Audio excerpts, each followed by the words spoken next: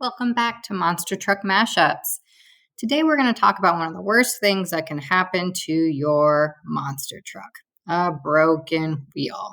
Whether you stepped on the truck when you were trying to get a late night snack or your kid threw it down the stairs, we're going to go through the step-by-step process on how to get this truck back in action. In order to fix this truck, you're going to need a Phillips head screwdriver. I brought a couple today to show you. Really, you could use any Phillips head screwdriver as long as it's narrow enough to fit into the hole underneath the truck.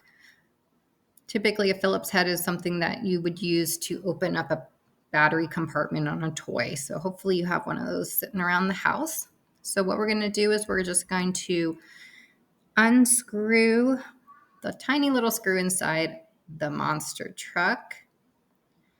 And as soon as we get this out, we're going to set it down to the side because it's super, super small. I want to make sure we don't lose this screw.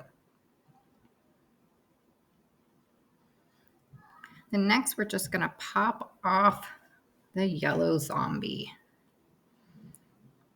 From here, we're going to go find another truck that is similar looking in the body. And I have an earth shaker that I'm going to use for this swap. And we'll just do the same thing. We're going to unscrew the earth shaker.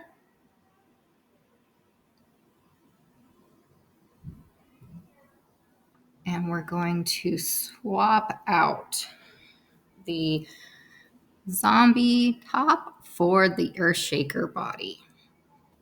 You want to make sure that you are lining up all the pieces correctly, and you can just